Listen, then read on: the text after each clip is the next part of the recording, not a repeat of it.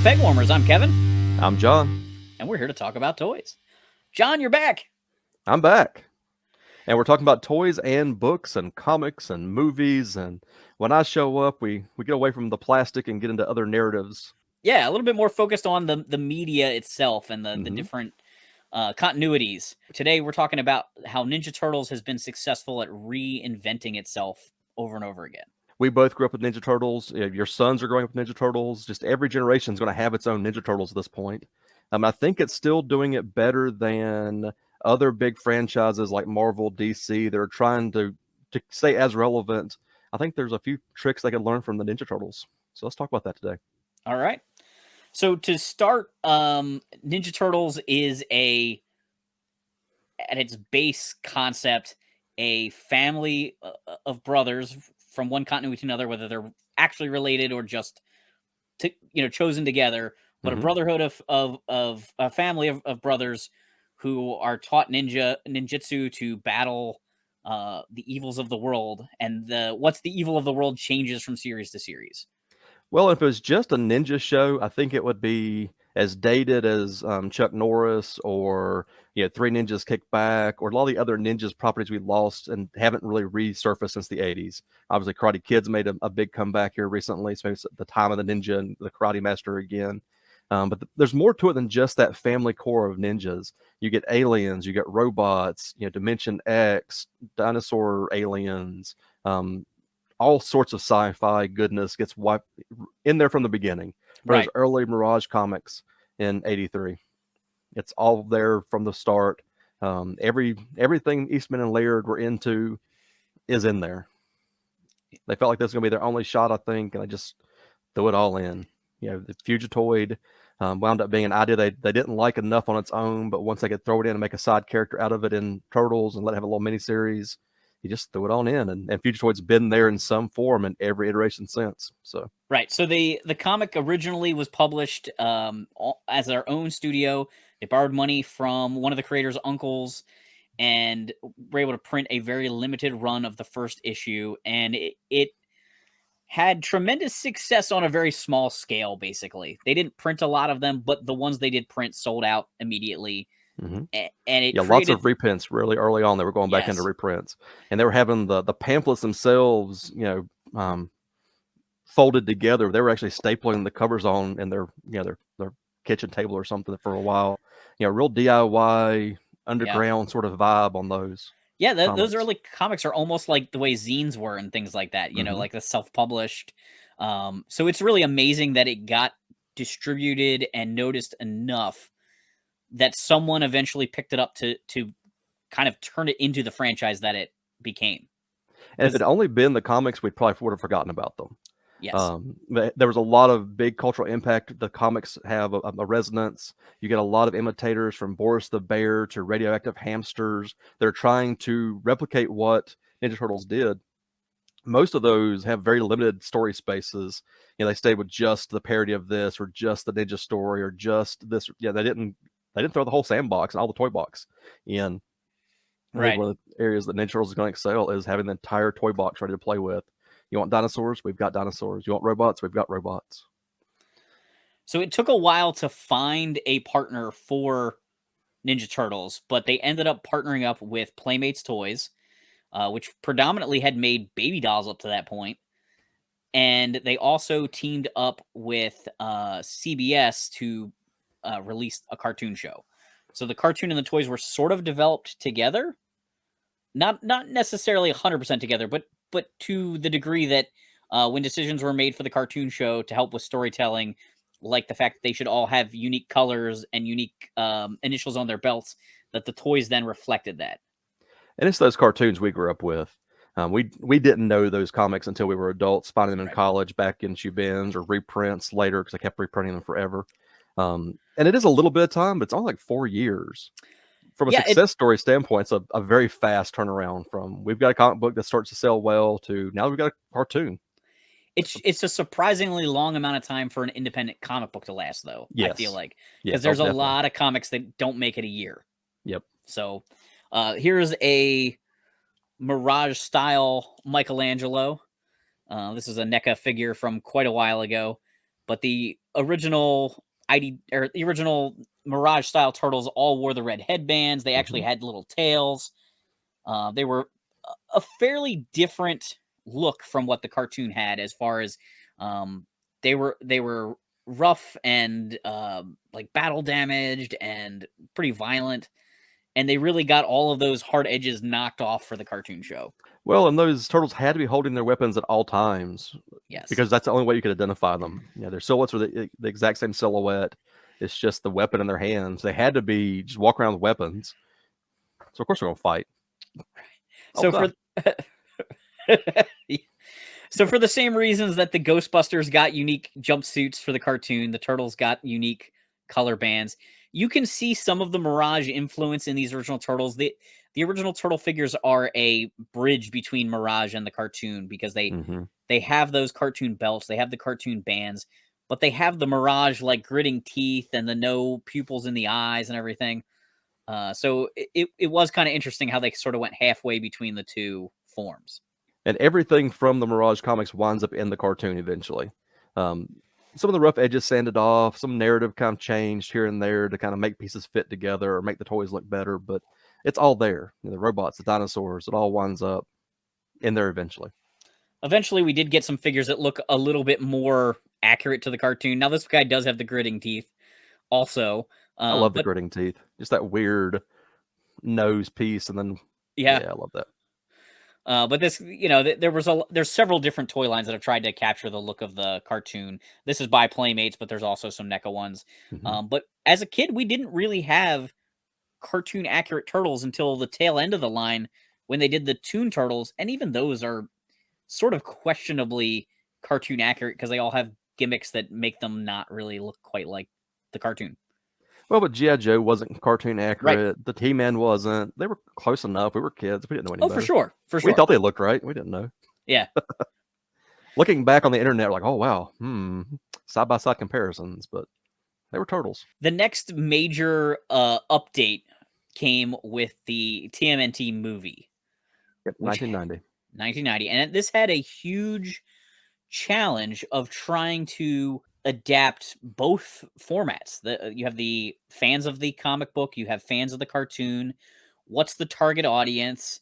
What version of the story do we want to tell? We have to distill a lot of backstory for a lot of characters. You have four brothers, you have their friends, they have the whole world, how they came to exist, all has to get jammed into a movie. And so they took pieces from both versions.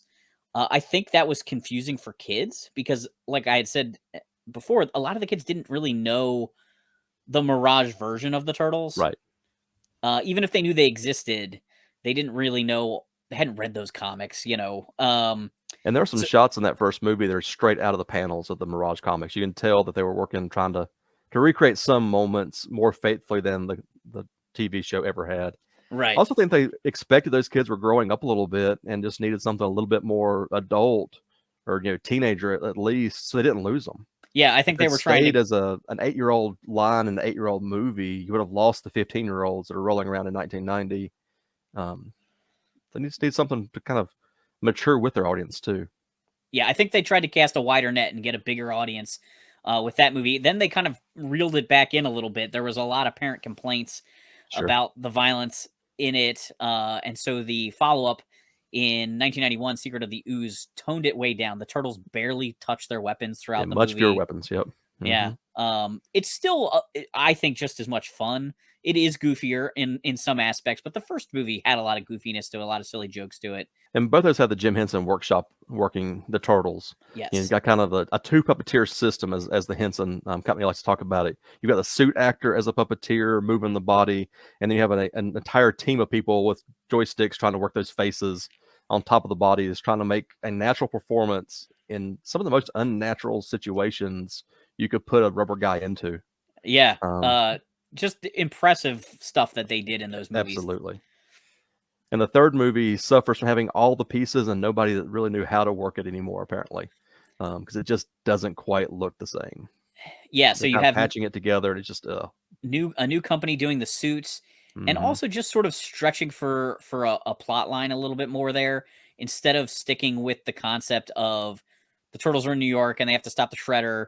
and bringing in new mutants and things like that. Let's take the turtles out of their home and their group of friends and New York and send them somewhere completely different. Mm-hmm. And I think that changes it to some degree. Granted, they've done a lot of weird things like go to space and things like that in the comic, but I think you can do that more gradually in a comic. Sure. Shift those things and tell the story. Well, Whereas the cartoon had too. It'd been the Dimension X and in right, and out of Dimension X all the time in the cartoons. but somehow I just feel like it's a little bit easier to do that than like, okay, here's a 1 hour and a half movie, and we're gonna introduce new characters and a whole new location and Yep. save the day.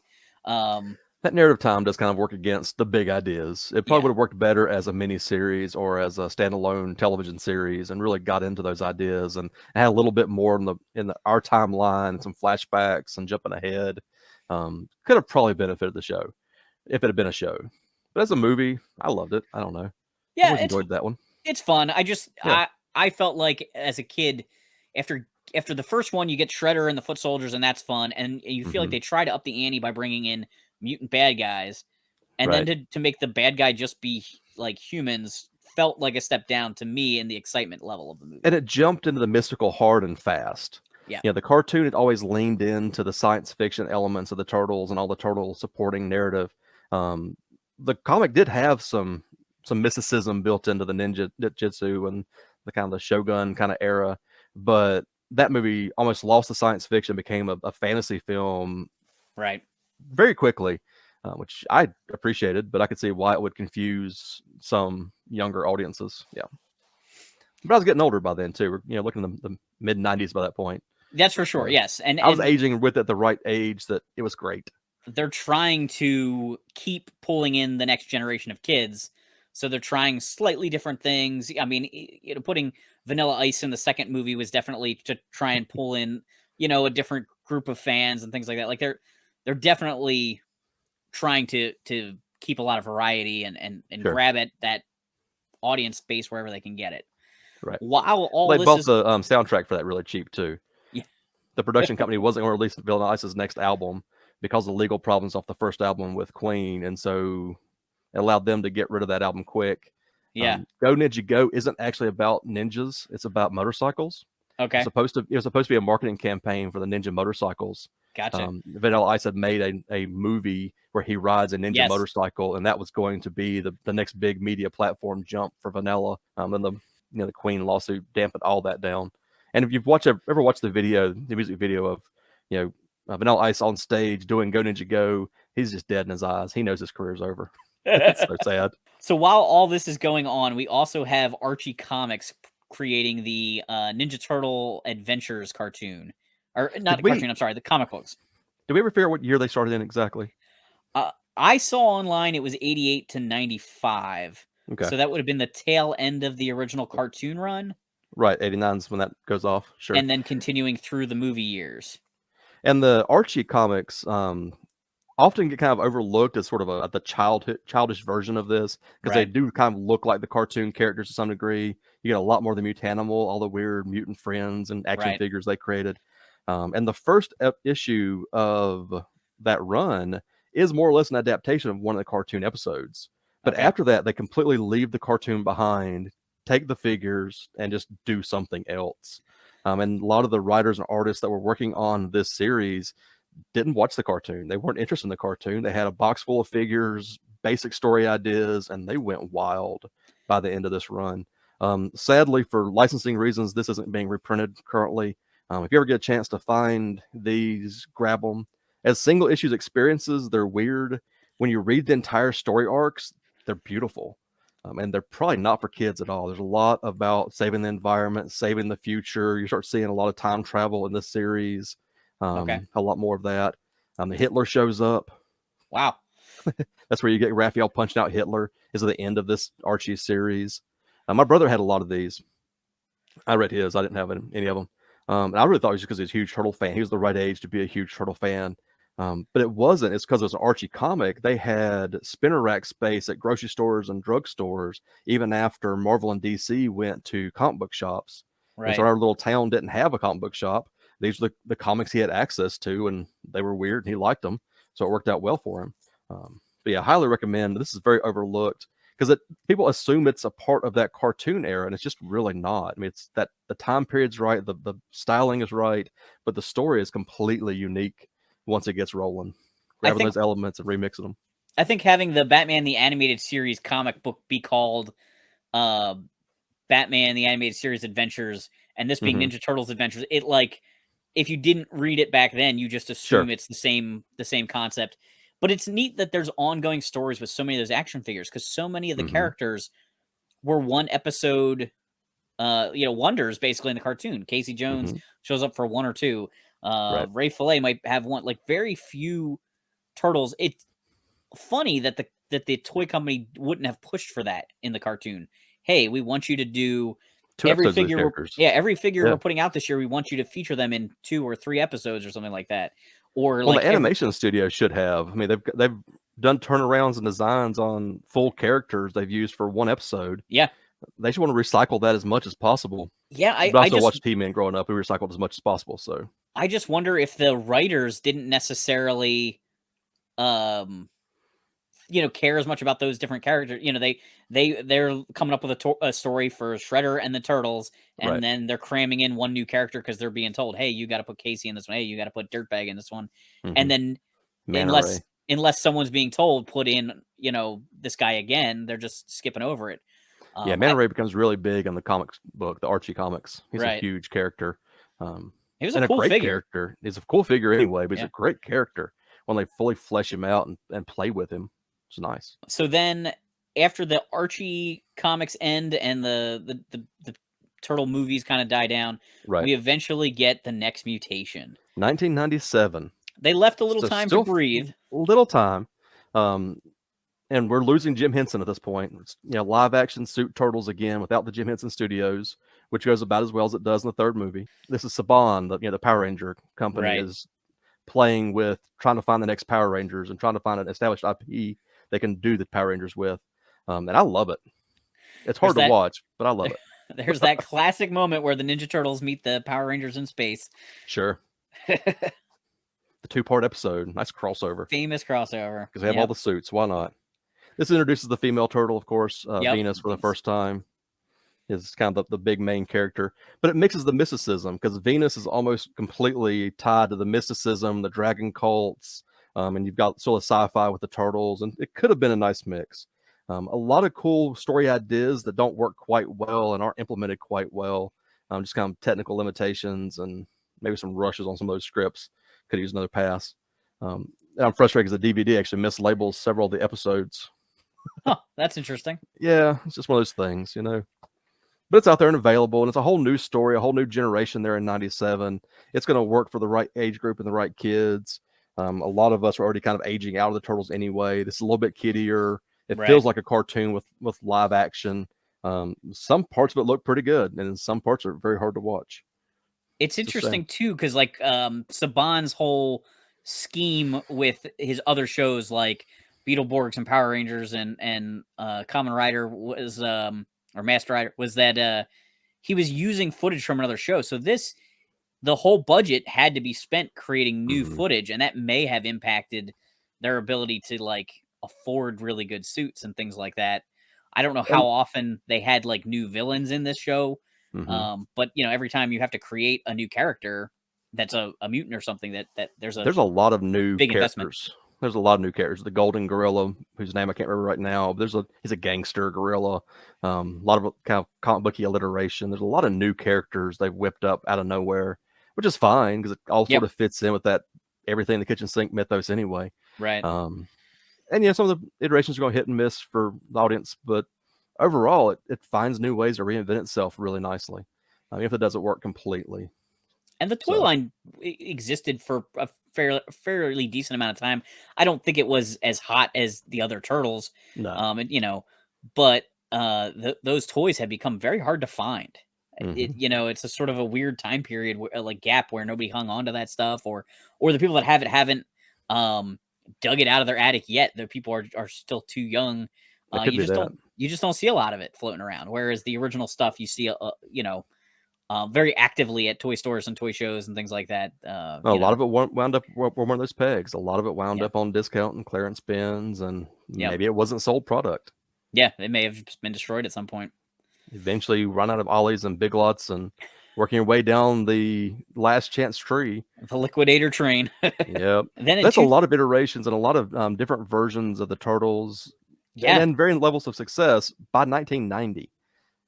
yes, Within 10 years, we've already got this many versions of the Turtles, and they all stand alone on their own, with obviously the four brothers and some sort of Shredder and some sort of Splinter and some right, sort of connection between the two of them. That's a lot of iterations by 90. correct. And then they keep going. And they keep going. In 2007, we get the TMNT movie, which was a CGI Ninja Turtles story, sort of set in the not really the future of our time period, but the future of the Ninja Turtles' lives, right? Rather than doing the backstory one more time and doing the origin one more time, they kind of jumped into the Turtles have been established, they've done things, and they've kind of broken up. Yeah. Shredder's been defeated, they've kind of went their separate ways. It's a really neat storytelling. They there. don't quite tell you which continuity it fits in. It almost feels like it could have been a sequel to the 1990 movie, or it could have been what happened after the original cartoon. They do a nice There are job. winks and nods to Yes. all the previous iterations without really tying themselves well to any of them. They do a nice job of sort of establishing that they've been a team for a long time without having to bog you down with what all the details of it were. It's just sort Right. of like, yep, here's these guys. They've had a bunch of adventures. Here's what they've been doing since then. It's sort of a time jump like Ghostbusters 2 from Ghostbusters 1. Like, Right. here's the And guys, you've got, them. You've got plenty of mysticism and monsters and all kinds of wild stuff happening in that. I'm Yes. still mad at that movie because of the deleted scenes. I liked it fine until I watched what they cut out. There's a few moments between Casey and April that wound up on the cutting room floor because some producer somewhere decided this is a kid's movie and they can't get them engaged. And there's a whole moment that would have really made it a better movie and only needed 35 more seconds. So it didn't need to bog down a whole B storyline. You just needed a quick proposal here and there and some couple small scenes would have made it better for me at 25, which I probably was by about then. They made the Turtles. This is a really tiny, like, mini figure, but they made the figures very lean. The characters very lean. They did. With really long headbands. Something about that CGI animation, I'm sure. There's probably some reason they had to do that. But it was a nice new version. It didn't look exactly like anything we had before, but it wasn't a radical redesign. It felt very much like what we've seen in the past. And that's 2007. That you already skipped over the 2003, 2009, like the 2000X Turtles. Oh my gosh, I did skip that. Yeah. I should go back. We got to go back. Oh my gosh. 2000X, of course, the terminology comes from your He-Man fandom. But I love 2000X for this particular set of Turtles. That 4Kids entertainment block of everybody still watching on Saturdays. Yeah, we got to talk about them for a second. These figures were really nice, and the cartoon show, even though it was totally kid appropriate, felt more mature. Like it wasn't as slapsticky, even though there were jokes. Sure. It definitely had kind of that right vibe to it. The way the X-Men cartoon or Batman the Animated Series was fine for kids, but also you didn't feel embarrassed to say you're in middle school or high school watching it. Well, what's important there is the story is actually moving forward. Yes. As television is transitioning from episodic to seasonal television writing, and the story's moving forward in all those shows. Every year they change the title or change the subtitle, back to sewers, Blast from the Past, whatever. And so they're changing the story a little bit, and it's maturing with the characters, which is nice. And they're doing all kinds of fun stuff. You've got some really cool fights between inner dimensions to see who's the best ninja in the world, where Yosagi Yojimbo pops up. You've got all the Triceratons you want. I mean, it's just a lot of future robots when they're in the future. And they come back, and you've got the Purple Dragon gang in the streets of New York trying to make the Foot Clan have another rival to kind of give you a little bit more of a tension there and keep it from just being the Shredder every time. Right. I think it also really helped explain a lot of the continuity that happened in some of the different comic book series for the first time to like a TV/movie audience. The visual media finally got some of those threads that were maybe touched on. Like they made Triceraton figures and Krang existed from Dimension X, but like where we really start to see, oh, there's a whole race of this guy, because Right. the original cartoon makes you think that Krang might be the only brain character, and he's just got he's from a galaxy of rock people. By 2003, though, you've got entire secret armies of Krang. You've got good Right. Krangs and bad Krangs and all these Utrons. And you've got this sci-fi wording flying around, and they just expect kids to keep up. Yeah. And I guess they did, because it was fairly successful for a while. In the kind of last days of Saturday morning television. And so then that led into the CGI movie, which Well, they're not related. It's the same time not period. related, same time period. But yes, I think it helped though transition, because the TMNT movie again has that it's fine for kids, but it has a little bit more of that mature feeling, you know, with the turtles being at odds with each other and things like that. That, you know, maybe is a little less like, hey, we're all friends kind of kid motif the original cartoon would have. But it's interesting they let it be separate. You know, I think if Yeah. it had been G.I. Joe or He-Man, they would have written it and put it in the theaters and then had in mind, let's break this into 4 episodes and call it a miniseries. Let's break this into, 4 weeks of entertainment. It would have wound up slotting in oddly. But just letting it be its own thing was really nice. And Yep. I like the fact Ninja Turtles trust the audience enough to let them have multiple versions of the characters running at the same time. Mm-hmm. Something we have trouble with in DC fandoms. Yeah. Teen Titans Go was fine. Why did it have to replace the Teen Titans Murakami had given us already? Why can't I have both? Why can't I have one in the morning for your little kids and then go back to Teen Titans proper in the evening for older kids? Well, because you couldn't have 2 versions of that team on Cartoon Network. It'd be confusing to people.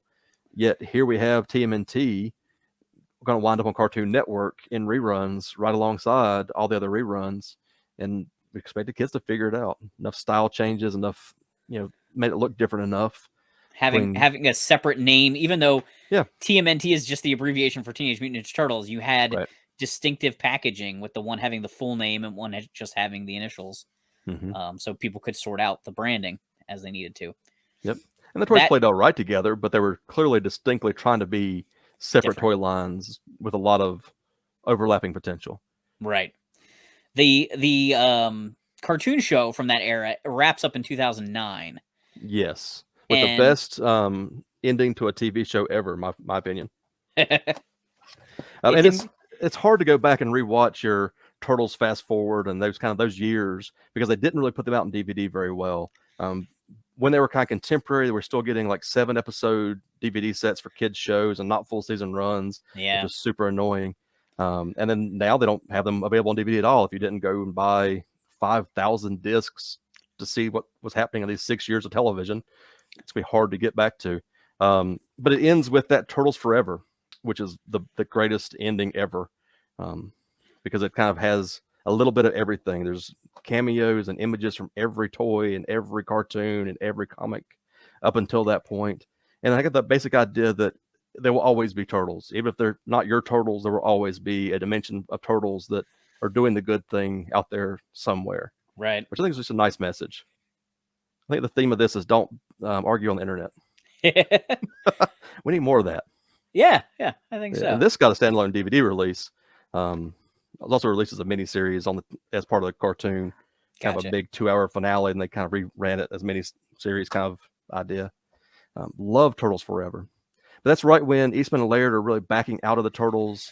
They sold it to Nickelodeon. So that kind of message of there will always be a Turtles. It'll always be close enough to your Turtles. Enjoy Turtles and don't worry about what dimension of Turtles you're in was very apt at the moment when the internet was very concerned about, could we have Turtles like Eastman and Laird looking over the shoulder of the creators? Right. When in truth, we'd had it for years that way. They ran their Turtles and cashed the check for the other Turtles. They didn't seem to tell them you can't do this or you can do that. They were always very pleased with how many of their original ideas wind up in the new iterations, but they weren't holding people back. Let it go. Do what you want to do. Yeah, it's a big enough sandbox to let other people play in it for sure. Which is also very nice. And we see Marvel getting very protective of one image of a Captain America for this particular generation. Yeah, we got to make the comic book match the movie closer so people aren't confused or whatever. Right. And I do understand that to some degree, because like we talked about the Archie comics. I have an issue, and the Archie comics I had as a kid for Ninja Turtles were very random issues. They were ones I would get. We would go to like Walden's Books at the mall, and they had a small comic book rack. Sure. And so, like, I have a random issue where Raphael is, it seems, wearing a black leotard. I think he's just black. Yeah. Or he got painted black. Like in that issue itself, it does not explain it. No, it just assumes it's just is what it is and moves on. And he's that way for a very long time. Right. It's not a one issue. But as a kid, it was like, okay, I don't know what's going on here, but that's Raphael because the other three are there. And they all say their names enough that you know who you're talking to. Sure. But it creates those sort of like those little weird things that happen to you when you're reading a comic book. But kids have either accept it or figure it out, and it's okay for the comic to not match the media, the movies exactly. As long as you're explaining who characters are, the 90s X-Men, or before the 90s X-Men cartoon, the Chris Claremont comics always had that little intro page, that kind of just one sentence, here's what everyone's powers are, so you can jump in anytime you want. It was a great way to make that work. And focus on the 20 characters to be in that issue, because Chris Claremont put 20 characters in every issue. Had that huge storyline going forever and didn't want to go backwards. Did not want to reboot, did not want to revisit situations, never go back to Savage Land. Until the very end of that run, when someone at Marvel convinced him, let's go back to Savage Land. People love the Savage Land. And you never went back. Well, okay. Or the next writing team took over, went back to Savage Land. It just was a kind of a moving forward proposition in that generation of Marvel comics. Different time. So after the 2000s era cartoon and the CGI movie, again, Turtles had a little time to breathe. Mm-hmm. And then it got rebooted. This is now after the Nickelodeon purchase. And we got my personal favorite version of the Ninja Turtles, the 2012 Nick Turtles, as they're often called. Right. And it was just a long-running cartoon show. It was CGI. But not CGI like the other movie had been. It had its own look, its own style. It was a very cartoony CGI. Mm-hmm. And they used so many characters and so many plot lines and parodied so many things from culture. Like every season of it, there would be a new TV show the Ninja Turtles were watching that was a direct parody of something else. There was like a Thundar the Barbarian ripoff. There was a Star Trek ripoff. And they always tied into the episodes. Like the guys would watch, Leo would watch the Captain Kirk-esque character being a leader, and it would somehow inform his decision in the episode. Like, it was very well thought out, and little Easter eggs from episodes built up to be something. Yeah. And they referenced back to it. So, they had that Thunder the Barbarian episode, but then you saw those characters in the background on like their shelves as comic books or figures or something. They would be turning the TV off as it was coming on and walking into the next scene. There was very tight continuity in that show. Yeah. It took me a while to warm up to that one because it was just so different than my beloved Turtles Forever that I was watching a repeat on DVD at that point. And they went back some of the humor from the earlier show, and it felt like it was going to be a little more kiddie. It definitely was silly. It had, like, Michelangelo was very immature. I personally loved that part of it, that they could have each one of the turtles kind of have their own personality. Very distinct personality. Raph felt very much like he was coming from the 1990s movie continuity. He was a little gruffer. Mikey just seemed very immature. Sillier than he was in the 80s cartoon. Yeah, very much. I love their take on D&D. Yes. They're playing D&D in the sewers, and that was great. Doing the LARPing episode, which was a fun way of working in a few of the figures. Became figures, yep. And that was definitely making figures out of all of that. Everything they put in there wound up being an action figure, but so what? I love that. I want my media to have action figures. One of my favorite things about it was just the sheer number of bad guys. Mm-hmm. Like, even though Shredder's in a lot of it, it wasn't so much like the original cartoon where we're just either making up random bad guys that you're never going to see as a toy, or we're doing Shredder after a Shredder episode. There was tons of new bad guys. Seasons had different themes. There was a very horror-based theme season, and they just made tons and tons of figures. I loved how many characters we got. Well, they took and revisited the figures really nicely too. So you had Bebop, you had Rocksteady, you had some classic, people you wanted to see, but they were definitely not the previous generation version. Right. You had the Russian idea and the kind of the JB Smooth voiced characters there. I mean, just had a different spin on these characters, which was nice. So even some of the classic characters became, very much something different than we'd seen before. Yep. Their take on Baxter Stockman was a little bit different. And you've of course shown other great toys. I love the half shell heroes line. Yeah, that was You fun. just did that Imaginext episode Yep. the other day, a couple weeks back, and I love Imaginext firstly, but I love the half shell heroes, which is a great line. They stand up really well. You can set them down. They don't want to fall over. You have giant big feet on them. Great play form, just enough movement you can actually play with them. Not so much that it takes 3 hours to get them to stand and pose for a photo. So I love this line, and they put a lot of the weird characters into the small people's line too. It wasn't just the larger line that had all the good action figures. This line had about everybody, and we wound up with Bebop, Rocksteady, and Splinter from the past, and Shredder from the past, and kind of that Dino riding weird special they did. That one half season. They get figures, and the kids line, or the kitty kid line, the little kid line. So I loved half shell heroes. It's kind of comparable to the Imaginext.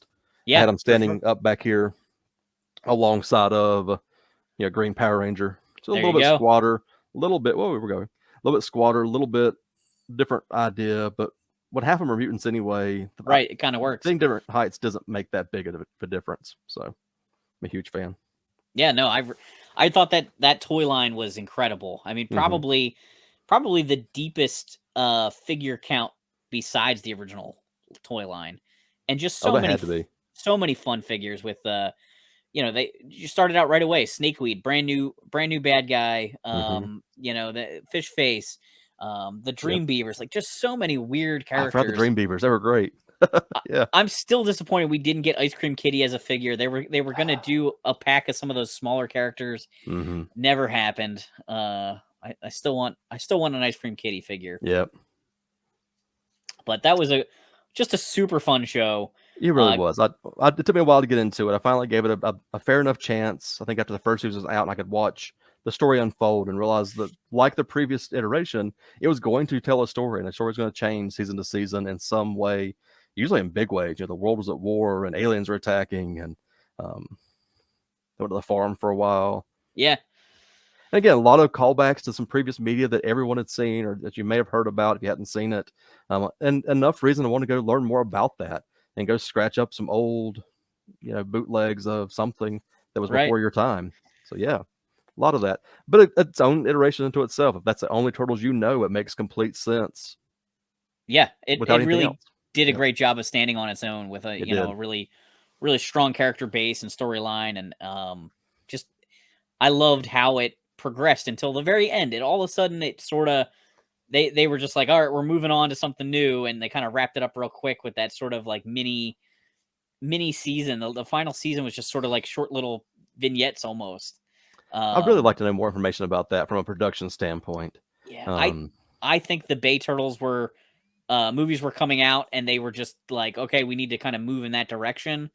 And I don't think there's overlap there. You've got the 2012, 2017, the Bay Turtles are 2014, 2016, and telling their own story again. Yes. Love them or hate them, and I think we all hate them, but they're their own kind of world. Yes. But they were running the same time the Half Shell Heroes was. They also did sort of a Half Shell Hero take on the Bay Turtles. You ever see those? These don't stand up well at all because they're trying to match the feet and proportions of the Bay Turtles a little bit too closely, and these just fall over.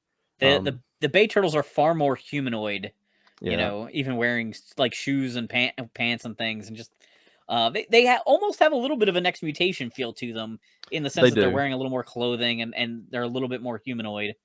And especially when you get into like the Donatello, which had the hunchback, and it just falls over. He's got a fixed position bow that he basically uses a cane trying to hold him up, and he still won't hold up.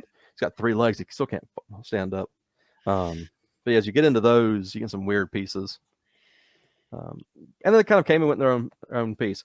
I still would like to see a director's cut of the Bay film to see if it makes more sense. I want to know what the original plan was, because that first movie got butchered. It's almost unwatchable. Yeah. It's very forgettable, which is a shame. But I wonder what it was supposed to be before the internet turned against the trailers and turned against that backlash. And I don't like that backlash of the fans looking at part of a piece of finished media and then judging all of it and Right. then redoing everything. You know, I Yeah. want to see Sonic with his original teeth. I want to see what it's supposed to be because it may have worked. Maybe it didn't. I don't know, but we'll Right. never know unless they put out a director's cut. So release the Bay cut. In the comments down below, release the Bay cut. Rise of what if it works? Right. Oh, And then so the second movie, Out of the Shadows, they tried to course correct a little bit. yeah, they did. It got sillier. They added in more characters. They're clearly just giving fans what they wanted. They don't seem to have any idea what's going on for the entire movie either. It was nice to see Bebop and Rocksteady on the big screen finally, since they didn't get in Secret of the Ooze. And honestly, they look good. That's a good-looking Bebop and good-looking Rocksteady. The Turtles still looked like the Turtles looked. Yeah. And they still act like Turtles acted. They're trying to give them unique personalities. They're trying to really lean into that. The second one probably makes more sense than the first one does, but not by much. I still think it's funny that they picked, like 40-year-old people to voice the Teenage Mutant Ninja Turtles. Sure. And some of them are big name people. You have Johnny Knoxville and things like that. Mm-hmm. I don't know if that really sells anybody on a movie like Ninja Turtles. Either you want to see Ninja Turtles or you don't. Right. And I don't know if Johnny Knoxville helps that at all. Yeah, stunt casting the voices didn't really make any difference. If Megan Fox is actually on the screen, you could actually look at her. Right. Maybe you'd buy a ticket for that. Stephen Amell was on the screen. You could look at him. Maybe you'd buy a ticket for that. To hear the voice of Johnny Knoxville whispering in your ear and telling you jokes for 2 hours is that's a whole different thing. Right. I also didn't like him in Dukes of Hazzard either, so maybe I'm just not a Johnny Knoxville fan. It could be me. Okay. Yeah. Although I think he was really trying hard in Dukes of Hazzard. I thought he tried hard in Dukes of Hazzard.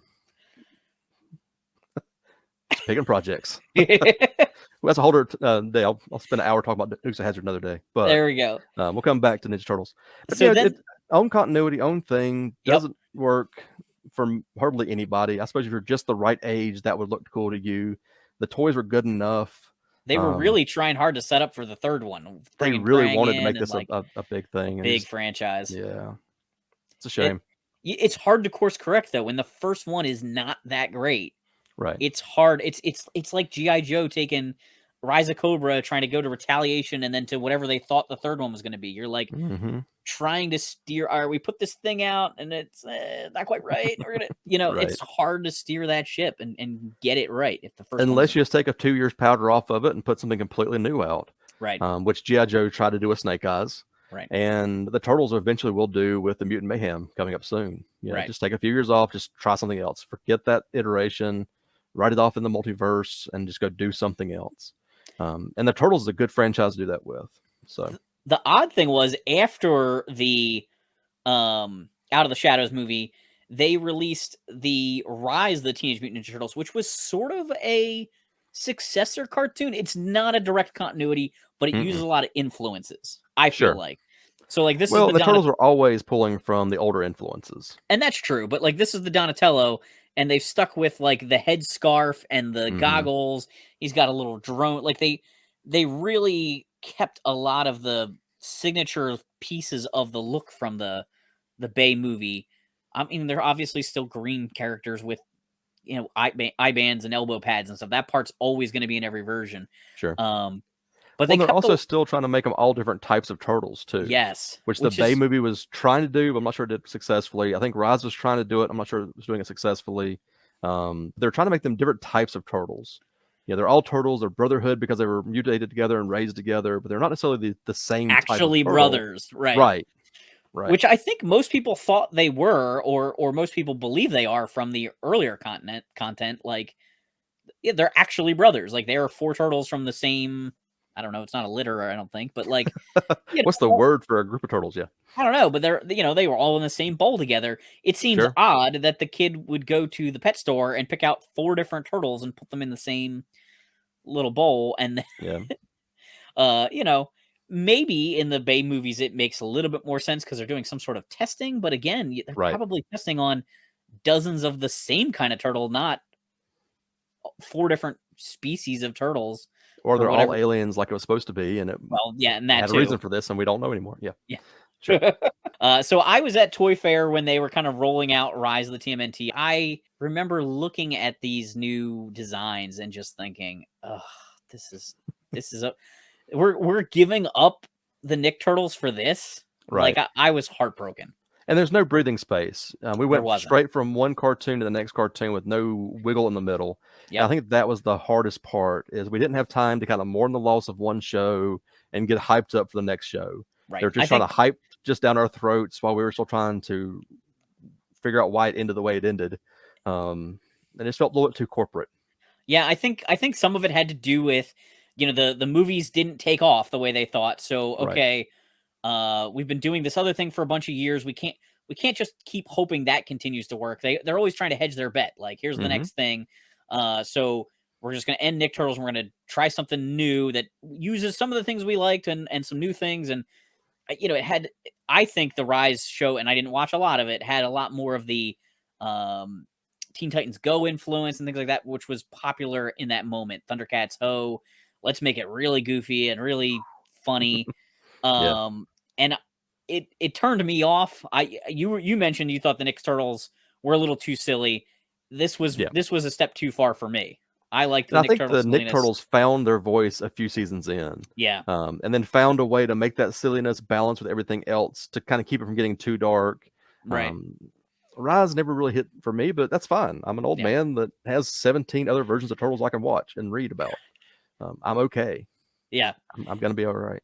They did have one of my favorite villain names ever, though. Meat Sweat Oh, was Meat a Sweat's a good name. was a bad guy for the rise of the Teenage Mutant Ninja Turtles, and I do Right. love that. And we talked a lot about the movies and a lot about the comic books. We haven't spoke a lot about, or the comic books rather. We talked about the movies and cartoons. Mirage Studios, starts in '83 and kind of has Mhm. its first run until '89. They bring Mirage back though later on. So Mirage Studios really kind of makes comics with the Ninja Turtles in them until about 2009, which is a little bit wild when you get down into it. When IDW is publishing its main line of Turtle comics, you've got Mirage still pumping out Turtle comics with Eastman usually involved, but not always. But like every other issue would be an Eastman issue. Okay. Um, you've got Image Comics, of course, took a turn at publishing them after Mirage and Archie's license. Image Comics, being a creator-owned franchise, Image Comics took a turn with it. There's some really good collections of the Image Comics, which I have stuck here somewhere. I can't find it. Oh, there they are. A couple really good collections of Image. If you want to read the entire run of the Image Turtles, this Okay. gets really dark and really wild and really fast. Savage Dragon pops up a little bit more often than any other Image character does. And the Maybe Turtles were he. in Savage Dragon, so it kind Yeah. of makes sense. They might work a little bit better together. They really do work nicely together. Just kind of vigilante. He was a cop the first time they met. He wasn't a cop by the time they meet the second and third time.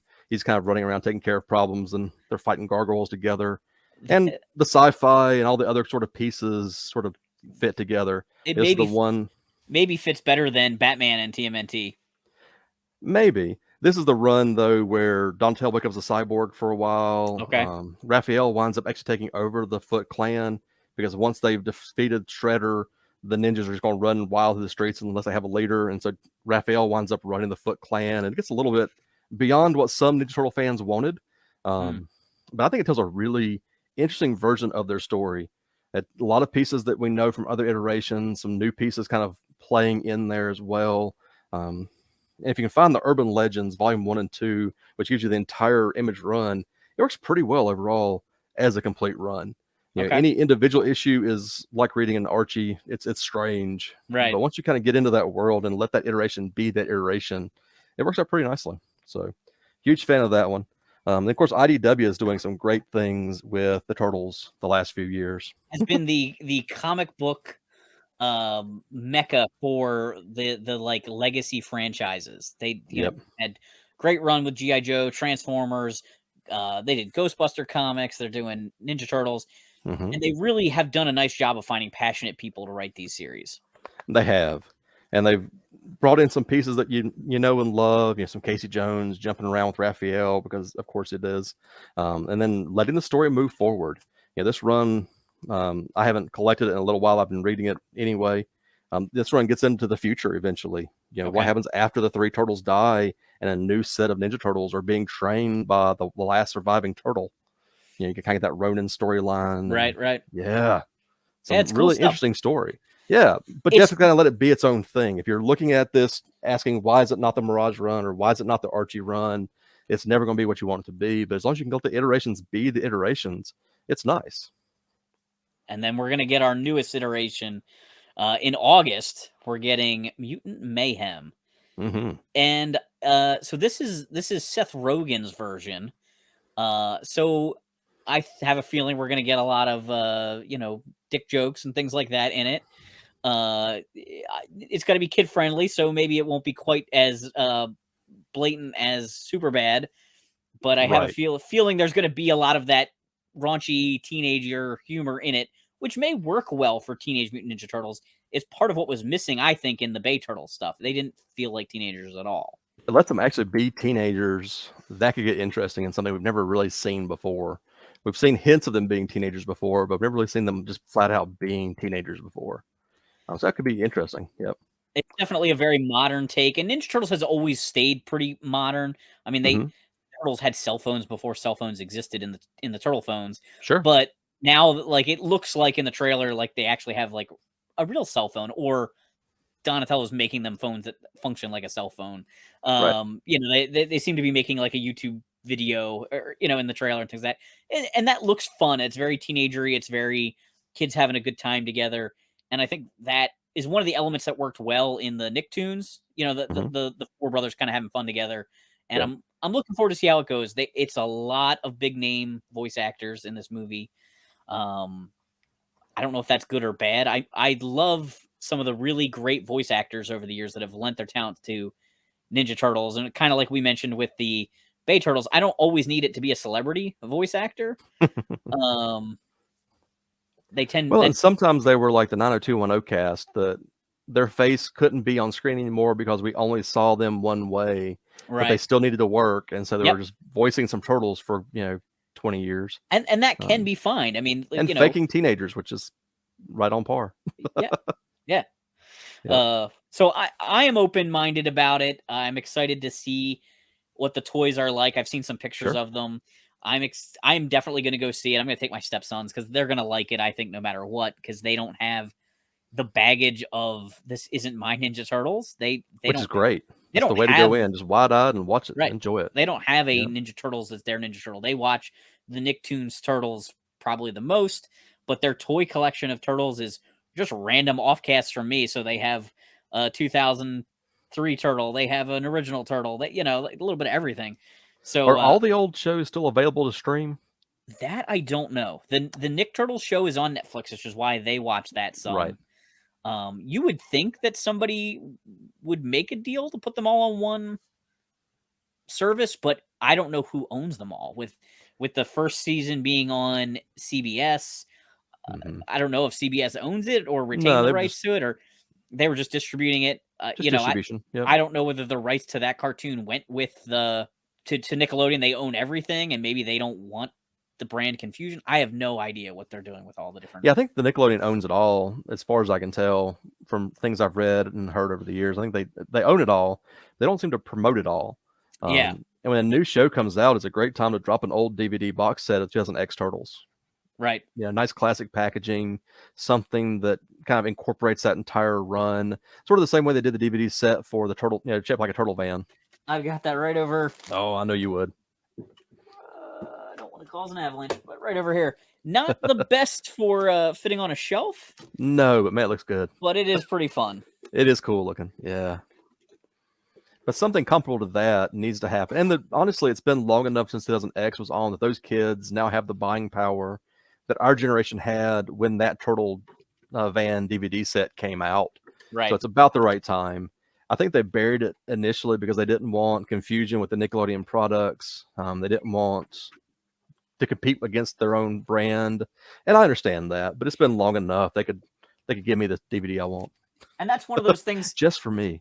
We kind of mentioned too, like they often reuse the name Teenage Mutant Ninja Turtles exactly as is, which creates that brand confusion. If you have the original cartoon show on DVD or on Netflix next to the 2003 show, next to the Nick Turtles. They're literally all called just Teenage Mutant Ninja Turtles. They don't have subtitles like Teenage Mutant Ninja Turtles: The Next Mutation or Teenage Mutant Ninja Turtles: Mutant Mayhem Flash or forward, yeah. Out of the Shadow. Like there are some actual like branded things which help, like how Power Rangers always has Power Rangers in the title, but each season has that Turbo distinction, Samurai, sure. right? So you Well, can and I kind of keep think track of them. that they're different enough visually that they're not going to be confused. Outside of a child, I mean, well, outside of a kids do weird child or things. just your casual gift giver, your Sure. aunt who gets told, "Oh, Billy wants Ninja Turtle stuff," Here's a Ninja isn't Turtle gonna know. thing. Right. Right. Okay, here's a turtle Yep. thing. Oh, that's the wrong turtles. It's still fun. Oh, for sure. But Yep. that may be where Nickelodeon is like, we're not going to put all these out to compete with each other. Maybe. But I think Ninja Turtles has done that better than, and handled it overall better than G.I. Joe, better than Transformers, and in America at least. I think they've done a nice job of keeping that brand up since the 80s. Yeah, it became a huge brand fast, and it's not the brand it once was. It's not as big as it once was culturally, but it's still bigger than most things that were coming out in the 80s. Yeah, it definitely builds a buzz. No matter what they're doing, people are going to get excited about this brand. Even though they've had some missteps, they've never tanked it so hard that people are just like, I'm done with it. Right. It always comes back in a new form, and there's always new kids to get into it. There's always the past generation that wants to pass it down. So, right. Like how I'm sharing, once and always a Ranger with my stepsons, and I'm going to share Mutant Mayhem with my stepsons. There's always that next group of kids coming in, and the next group of adults who are having kids to just kind of keep this going, as long as they can keep reinventing it every few years. And it's a wide enough narrative space that they can do whatever they need to do with it, whatever's popular, whatever's trendy. Yep. When they try to put eco warrior ideas into G.I. Joe, it's a really weird fit. Yeah. Love it or hate it, it's a strange fit for a military toy line that they're now fighting drug lords in the urban city and eco terrorists and aliens and Street Fighter, and it's such a narrow space narratively to work in.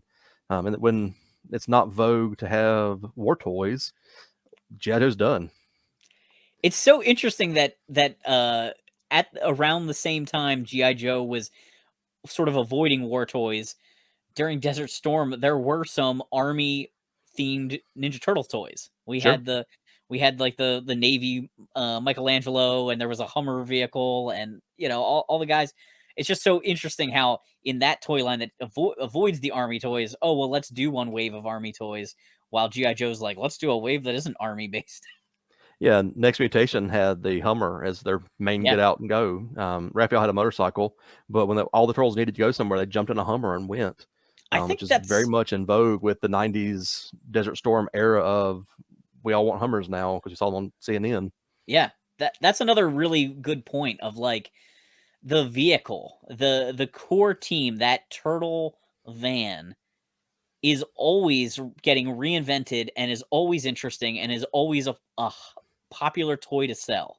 Like every time they reinvent it, we're going to get a new sewer playset and we're going to get a new turtle van. Some version of turtle van. Maybe they do something weird and fun with it each time. Maybe it's not a van this time. Maybe it's a dump truck or a garbage truck. There was the garbage truck that was cool, big enough we can stick 4 to 6 people inside, and you can stick your action figures in it. Let's go. Yeah. Yeah. The Cowabunga Carl van from the TMNT movie with the giant Ninja Turtle head on top. It's hilarious. Yeah, I love Michelangelo putting a turtle head over his turtle head. And putting like the fake zipper down his stomach. Here we go. But such a and I think other brands have really struggled to do that. I think that the two things that really makes Ninja Turtles rock is the story is broad enough. Everything's already in there. Kitchen sinks already thrown into it. So you can lean into whatever aspect you need to lean into for generation. And then they get visually distinct enough that they're not really competing with themselves. Even if, a toy company thinks they are, they're really not. They can have two different pieces of Ninja Turtles going at the same time, or 3 or 4 time you throw comic books into it, and it's going to be fine. Yeah. And they never really have to worry about the characters aging out. But, some of the live action type things, it's hard because the Ghostbusters get old and the people playing the Power Rangers get old. But because the Turtles are just generally an animated thing or a mask, you can, in theory, just keep going if you get a series that is working, or you can relaunch and redo it and change the style a little bit and go in a new direction. I've been watching G.I. Joe Extreme recently. Okay. That's a big try. They tried a Yeah, lot of new things in that show. they sure Most of did. them don't seem to work, but I love the fact they tried to have those live action segments at the beginning. That I would was a love to see a toy line show do that, where you're mixing the toys and the live actors and then moving into an animated world. was sort of Um, a spin-off of the 90s Joe commercials that they had right. with the previous line. But a really neat thing. I in that day and age in the 90s with the quality of TV screens and the fact Hmm. that you didn't get to see it again and you couldn't freeze it and rewind it. Those scenes I always thought were very magical. I wanted to see that live action Destro costume or the Right. Iron Claw. Like I wanted to be able to study it almost. And it worked in their favor that you didn't get to see it for very long because the costumes were pretty cheaply constructed. 30 seconds to a minute tops. Yep. They're in, they're out. And quick It's just edits enough through that the you whole realize way this is not through. a commercial. This is the start of something new, and it's gone. Yep. But they really move into the story in an interesting way. So it's not just like a toy ad and then the show starts after the intro. It actually really does, in a lot of episodes, try to move between those two mediums. Yeah, and it Um, was neat that they had the same voice too. It right. You it had to have the wasn't same voice. right. It It made the wasn't acting worse because they were lip syncing. overdubbing. Yeah. But big try. I'd love to see another brand do that. Maybe not Ninja Turtles because that might be a little strange, or maybe it is the thing. Maybe you can take the without even the Jim Henson quality puppeteering of the faces, maybe a few seconds of Ninja Turtle fighting in live action suits, moving into whatever our Sure. story of the day is, would be lovely. Yeah, it could be Maybe kind of that's the interesting. brand to really bring that idea back. They could do an old man turtle telling a story like the Indiana Jones Chronicles, And the just Young keep Indiana the Jones Chronicles. camera off his face so we Yeah. don't see the lips moving weirdly, or finds a new way to puppeteer it. Yeah, I mean, you if you don't need him to do a lot of action or you can work around it somehow, you could have a really nice like puppet instead of it being Yeah. a guy in a suit, 4 close-ups of him talking, a hand manipulated puppet, maybe it has servos for the eyes or whatever. Get somebody to figure that part out and then when they're in the fight scenes, then yes, you're going to have a rubber suit with a big head on it. That's Well, why Boglins was before we yeah, started taping. We were talking about Boglins, right. and you wanted to They move have like a Boglin's head, basically to be a really close up of the turtle head as a Boglin, and then move on. Which I thought was a horrible idea when you said it, because watching an hour of a Boglin talk just but doesn't quite seem right. But it's in a just for smaller the shots segment, of it'd their be head. lovely. Yeah, Right, a small it'd be great. segment or, Right. if you think about like a Power Ranger fight, right? Like Hmm. they're not talking really while they're fighting or you wouldn't notice the mouths weren't moving. A lot of times you're seeing the back of somebody's head, the side of Right. somebody's head. But then when they get their like one-liner quip in the same location we're filming this stunt fight, here we have another unit filming the head talking with, a Right. little bit of action in the background. You could sell that it's the character if Yeah, the you really suits could. You're looked selling me enough on it. alike. Yeah, Hmm. I think they could do it that way and make it work out. Just different iterations, different versions. I like seeing what you can do with a story. As we said before, I like to collect narratives, so give me some narratives to collect. New to my collection is actually a really interesting thing to me because it's something I found in my attic, which is the best way to shop is to go looking for something in your attic and find something else.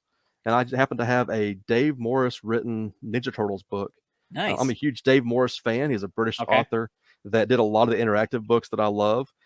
Oddly enough, he also wrote a lot of other things on contract, and they had Dave Morris, one of the great interactive writers of his time, not do an interactive book.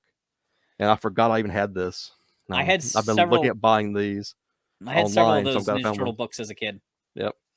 And this one actually had the slip in it from where I bought it at a like a library book sale or something. You have to support the local library. I Right. had my receipt. I Nice. supported the library and I bought a book. Good for me, young me. But yeah, something new for my collection that's kind of old in my attic was the best way to add something new.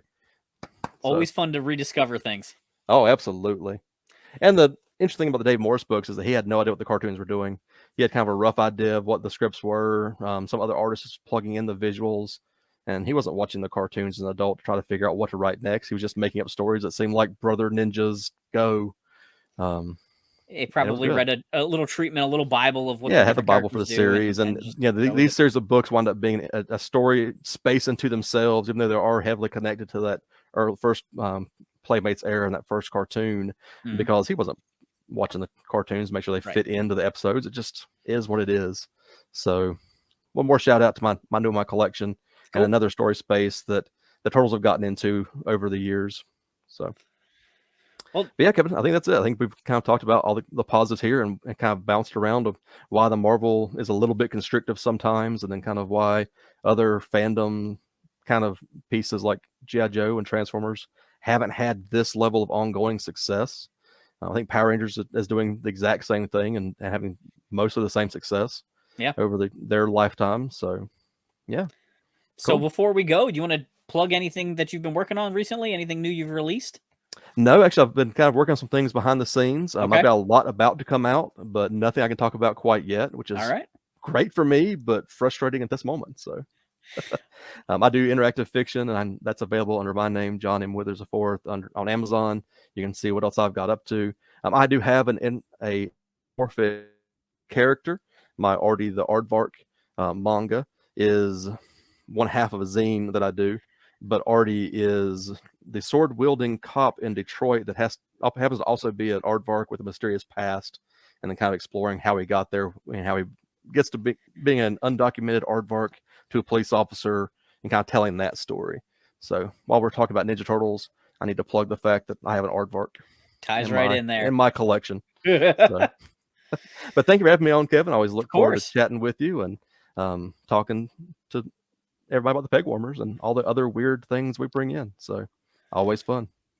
All right, guys, do me a favor, hit that like button. If you've got a toy collecting friend or a Ninja Turtles fan, feel free to share this video with them. And thanks for hanging on the peg with me. And tell us your favorite Ninja Turtle version in the comments below. We want to hear from you.